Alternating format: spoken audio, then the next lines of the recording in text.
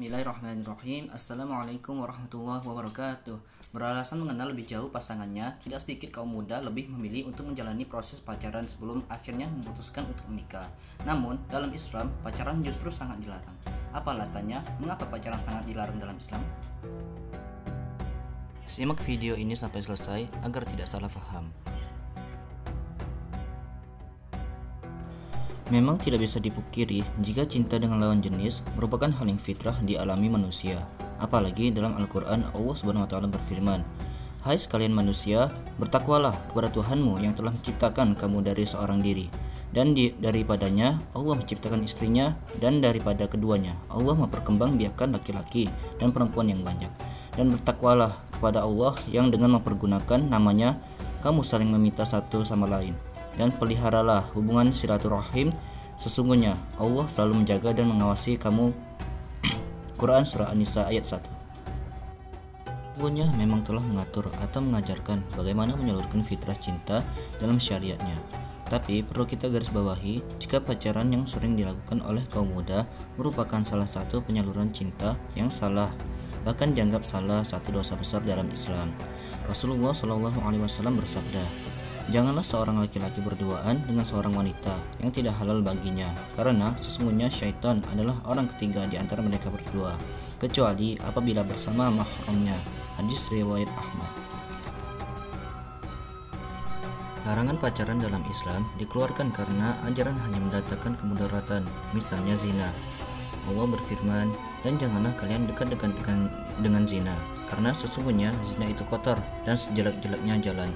Quran Surah Al-Isra ayat 32. Rupanya, larangan pacaran dalam Islam didukung dengan fakta ilmiah seperti dilansir dalam website, menyebutkan dalam sebuah penelitian bertajuk "The Touch of a Man Makes Woman Hot". Ketika fisik seorang perempuan tersentuh oleh pria, suhu kulit tubuh perempuan akan meningkat, khususnya di bagian wajah dan dada. Penelitian itu pun menunjukkan sentuhan dari pria terbukti mampu membakar gairah seks wanita. Bahkan penelitian ini terbukti benar, seperti banyaknya kasus terjadi di mana sejumlah pasangan muda yang baru beberapa lama pacaran namun sudah melakukan perbuatan layaknya suami istri. Dan dari situlah mungkin ini alasan dan sebab mengapa dalam Islam kita tidak boleh pacaran bahkan bersentuhan dengan bukan mahram. Islam melarang berpacaran, berpelukan, dan bersentuhan dengan lawan jenis sebelum menikah karena sentuhan melahirkan gerakan otak, kemaluan, dan nafsu. Lalu mungkin di antara kalian merasa bingung jika pacaran dilarang dalam Islam. Lalu apa yang harus kita lakukan?